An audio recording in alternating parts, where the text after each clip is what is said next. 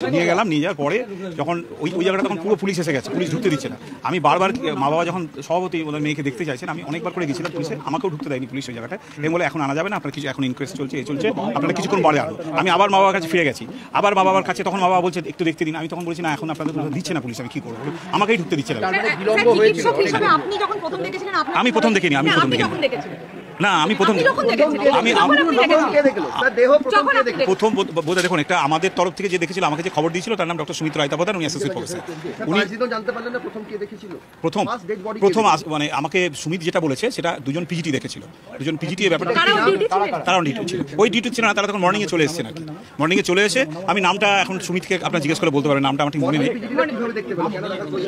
সেটা কেন, সেটা দেখুন সেটা সুমিত বলতে পারবে কেন, হয়তো ঢুকেছে, আমি তো তারপরে এসেছি।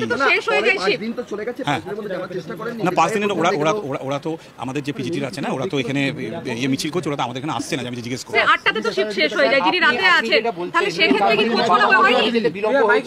বাবা মাকে বিলম্ব হয়েছিল, কারণ ব্যাপারটা হচ্ছে বলছি পুলিশ ওখানে যেতে দিচ্ছিল না, ওদের ইনকোয়েস্ট করছিল তো, ওরা যেতে দেয়নি। তো বাবা মাকে বোঝাননি যে ইনকোয়েস্ট, হ্যাঁ বাবা মার অভিযোগ আমাদের দেহ 3 ঘন্টা দেখতে দেয়নি, সেটা তো আমার কিছু করার নেই, পুলিশ আপনি তো লোকাল গার্জিয়ান, পুলিশের উপর না না ইনকোয়েস্ট না, যেটা মানে পুলিশ এসে যেগুলো প্রমাণ জোগাড় করে, বাবা মাকে দেহ দেখতে না দিয়ে পুলিশ এই কাজগুলো করছে। বাবা ওরা বলছিল ওরা ফটো টটো তুলছে ইত্যাদি তুলছে, সেটার জন্য বলেছিল। আমি দুবার গেছিলাম পুলিশের কাছে যে ওদেরকে দিন দেখতে, তখন পুলিশ বলেছিল না আপনি ঢুকবেন না এখানে, একটু পরে আমার বাবা আমাকে ডেকে পাঠাবো।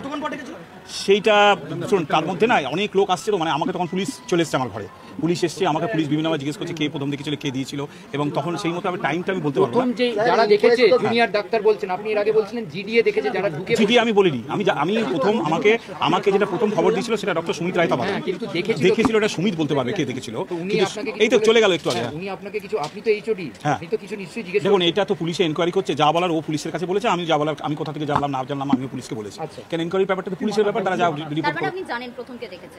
আমি প্রথম কেউ দেখেছি জানি না, কিন্তু সুমিত জানে, ও বলেছিল যে দুজন ইন্টার্নের নাম, দুজন ফার্স্ট ইয়ার পিজিটির নাম বলেছিল, যে দুজন ফার্স্ট ইয়ার পিজিটি দেখেছিল। এই দেখে ওকে দূর থেকে বোধহয় দেখে, যাই হোক দেখে সুমিতকে খবর দেয়, এবং সুমিত তখন এমএসভিপিকে খবর দেয়, সুমিত তখন প্রিন্সিপালকে খবর দেয়, সুমিত তখন নিজের না না তারপর থেকে তো আসছে না, তারপর থেকে তো আসেনি, আমরা এই ডিউটি অন করছি। স্যার একটা জিনিস বলুন, বাবা মায়ের বক্তব্য হচ্ছে একটা এই গোটা বিতর্কে যে আন্দোলন চলছে তার একটা প্রথম বড় কারণ যে বাড়ির পরিবারকে প্রথমেই জানিয়ে দেওয়া হলো সুসাইড। আমি তো সেটাও শুনছি। আমি স্যার আপনার ঘটনাক্রম শুনে বলছেন, আমি শুনছেন না, আপনাকে আমি ঘটনাক্রম বলছি। আপনি যা বললেন এতক্ষণ, আপনি অ্যাসিস্ট্যান্ট সুপারের হাতে ফোন নাম্বার দিয়েছেন। আমি দিইনি, আমাদের মধ্যে কেউ একটা কালেক্ট করে দিয়েছিল, দিয়ে তখন দিয়েছিল। আপনি বলেছেন অ্যাসিস্ট্যান্ট সুপারকে ফোন করতে, হ্যাঁ আপনি বলেছেন অ্যাসিস্ট্যান্ট সুপারকে ফোন করার জন্য, আপনি ফোন করতে পারেননি, আমি মানসিকভাবে বিপর্যস্ত, আমি মানসিকভাবে কথার মধ্যে ছিলাম না, বুঝলাম 10-15 মিনিট আমি একদম পাজল ছিলাম যে কাকে আত্মহত্যার কয়েনেসটা দৈপায়ন বিশ্বাস অ্যাসিস্ট্যান্ট সুপারের মুখে দিল কে, সেটা তো বলতে পারবো না, সেটা তো আমার ইখতিয়ারে পড়ে না। আমি কোথা থেকে আপনাদের যে আলোচনা হয়েছিল, আমি যখন গেলেন আপনাদের কি দেখে মনে হয়েছিল ফার্স্ট টাইম যেটা আমি আবার বলছি, আমি কিন্তু ডেড বডির সামনে যেতে পারি না, আপনার কলিগ দেখেছে, আমি দূর থেকে সেমিনার রুম যেটা আছে না, সেটা না সুমিত দেখেছে, আমি বলছি তো আপনাকে, আমি দায়িত্ব নিয়ে বলছি, এটা সুমিত রায়তাপাদার দেখেছেন। ডক্টর রায়তাপাদার যখন দেখেছেন তখন এই আত্মহত্যা তত্ত্বটা এলো কোথা থেকে? আত্মহত্যা তত্ত্ব ডক্টর রায়তাপাদার কাউকে বলেনি, সেটা ডক্টর রায়তাপাদার। বাড়ির লোককে কেন বলা হলো? করে বলবো বাড়ির লোককে কে বলেছে সেটা বলাটা অন্যায় হয়েছে, অবশ্যই না জেনে দেবো বলা ঠিক না, কারণ কখনো যখন ইয়ে ডিক্লেয়ার করেনি, মানে ওর ডেথ ডিক্লেয়ার হয়নি, তখন যে বা যদি বলে থাকে এটা বলাটা ঠিক হয়নি, কারণ বলা উচিত না। আমি দূর থেকে দেখেছি, দেখার মতো অবস্থায় ছিলাম। অভিযোগ হলো না কেন? কোনো পুলিশকে অভিযোগ করা হয়েছে তো? না না কোর্টে বলা হয়েছে হসপিটাল কলেজ কর্তৃপক্ষ কোনো অভিযোগ করেননি, কোনো কর্তৃপক্ষ সেটা আমি জানি না, এটা আমরা প্রিন্সিপাল, আপনি তো লোকাল গার্জিয়ান। না আমি যখন গেছি তারপরে এটা প্রিন্সিপাল স্যার এবং এমএসভিপি স্যার এবং যারা কলেজের এরা এসে গেছে, এবং এসে এই ব্যাপারটা আমার কিছু নেই। আমি একটা আরেকটা জিনিস জানি রাখি, আমি এখানে হেড ডিপ হয়েছি কিন্তু মাত্র 8 দিন, মানে আমার দুর্ভাগ্য 8 দিন, আমার দুর্ভাগ্য যে আমি মানে 8 দিনের মাথায় দুর্ভাগ্য যে একজন আমি পিজিটিকে হারালাম। যখন ঘটনাটা ঘটলো তখন কতদিন হয়েছে আপনি? 8 দিন, 8 তে 1 তারিখে নিয়েছি চার্জ। এবার আপনাকে বলছি দাদা, আপনি অভিভাবক হিসেবে আপনার মাথায় কখনো আসেনি যে আপনার একজন মানে ওয়ার্ড যে যার কাস্টাডি আপনি নিয়েছেন সে মারা গেল, কোনো লিখিত অভিযোগ করবেন না? অভিযোগটা তো আমি জানি না, অভিযোগ তো খুব সম্ভবত অভিযোগ কলেজ কর্তৃপক্ষ থেকে, আমি অথরিটি নই। কলেজ কর্তৃপক্ষের অভিযোগ করা উচিত ছিল, সেটা তো আমি বলতে পারি না। কলেজ কর্তৃপক্ষের দায়িত্ব নিয়ে এফআইআর, আপনার অভিযোগের মধ্যে এফআইআর বলছেন তো, এফআইআরটা আপনার প্রিন্সিপাল ম্যাডামকে জিজ্ঞেস করুন, কারণ ওইটা আমার কিছু করার নেই।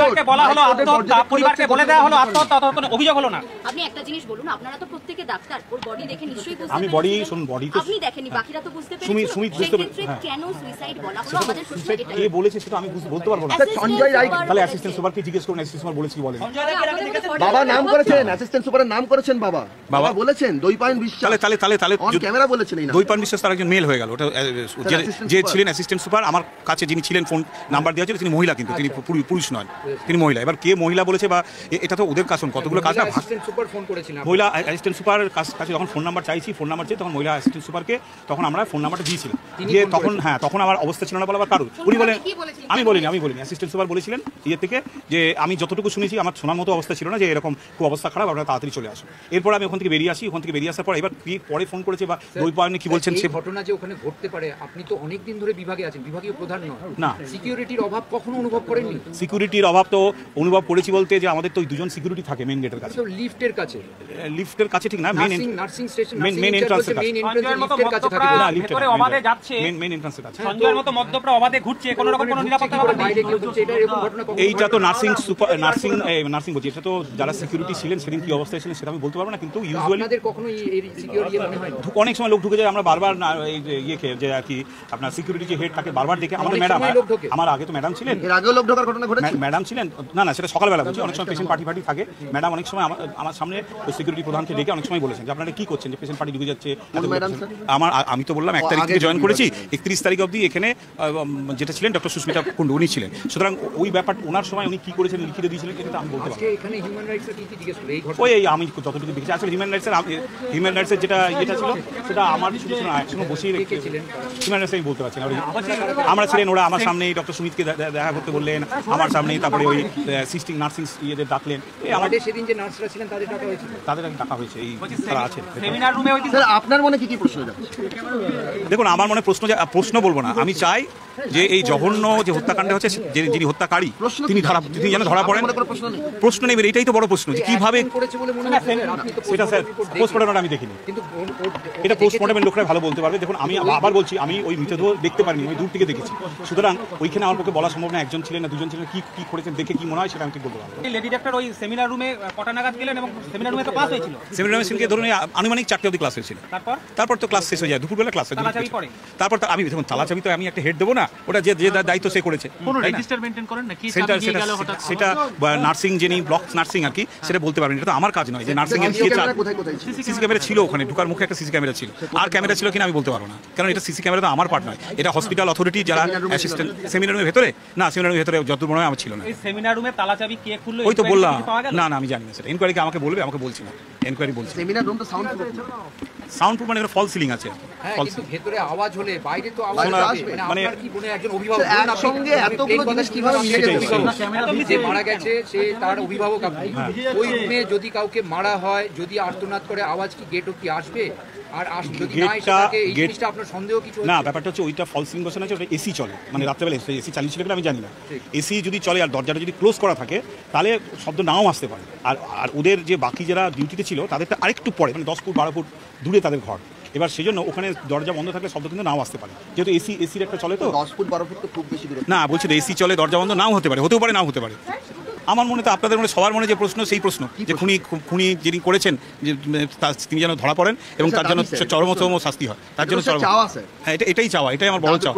এবং আমি বলছি আমি এই ছাত্রদের যে আন্দোলন, সেই আন্দোলনের পাশে আমি আছি। আমার জানার কাছ থেকে দেখেছেন তো একটা সুমিতা রায়তাবাদার ছিল একদম কাছে, সুতরাং সুমিতা রায়তাবাদার বলতে পারবে তার দেখে মৃত হয়ে আত্মহত্যা করতে গেলে কোনো একটা মাধ্যম লাগে, হয় সে সিলিং ফ্যান বা কিছু। Exactly. যদি কোনো মাধ্যমই না হয় আপনার কি মনে হচ্ছে প্রাথমিকভাবে কোথাও ভয় পেয়ে গিয়ে কোনো কিছু লুকানোর বা চাপানোর চেষ্টা করা হচ্ছিল? মানে কিসে? কোনো কিছু লুকানোর জন্য? না একটা আত্মহত্যার কথা বলে দেওয়া পরিবারকে। আত্মহত্যার ব্যাপার পরিবারকে কে বলেছে সেটা আমি বলতে পারবো না, কিন্তু যেটা ব্যাপার হচ্ছে ফোন করেছিলেন অ্যাসিস্ট্যান্ট সুপার? ফোন করেছেন অ্যাসিস্ট্যান্ট সুপার, অ্যাসিস্ট্যান্ট সুপার করেছেন, তিনি বলেছেন কি বলেছেন আমি তো জানি না।